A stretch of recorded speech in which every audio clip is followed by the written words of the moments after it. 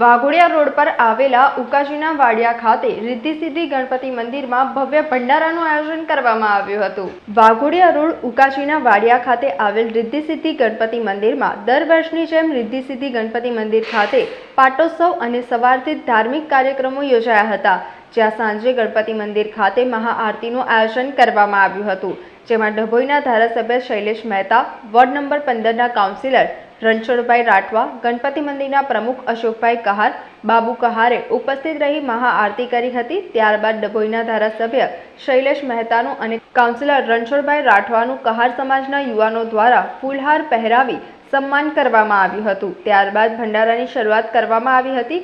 ભક્તોએ દર્શન અર્ચન કરી પ્રસાદી લઈ ધન્યતા અનુભવી હતી। રિદ્ધિ સિદ્ધિ ગણપતિ મંદિરના પ્રમુખ અશોક કહારે બધાને ધન્યવાદ પાઠવ્યા હતા।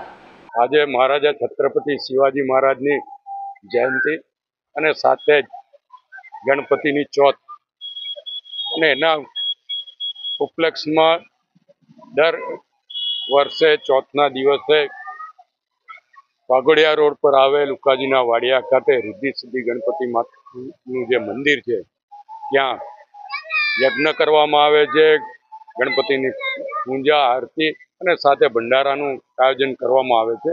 એ જ પ્રમાણે આજે પણ અહીંયા આગળ ભંડારાનું આયોજન છે, ગણેશ યાગનું આયોજન પણ કરવામાં આવ્યું હતું અને આરતી પણ આપ જોઈ શકો છો કે મોટા પ્રમાણમાં ભંડારાનો લાભ આ વિસ્તારના ભક્તજનો લઈ રહ્યા છે।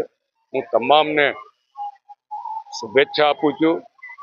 શિવાજી માંથી પણ પ્રેરણા લેવી જોઈએ તમામ હિન્દુઓને, સાથે સાથે જ ભગવાન ગણપતિના આશીર્વાદ આ વિસ્તારના તમામ લોકો પર વરસે અને તમામના જે કંઈ સંકલ્પો હોય એ નિર્વિઘ્ને પૂરા થાય એવી ગણપતિ દાદાને પ્રાર્થના પણ। સમાચારોના સતત અપડેટ મેળવવા માટે લોકમત ન્યૂઝને યુટ્યુબ ઉપર સબસ્ક્રાઇબ કરો, બેલ આઇકોન દબાવો અને અમારી સાથે જોડાયેલ રહો ફેસબુક, ઇન્સ્ટાગ્રામ અને ટ્વિટર ઉપર।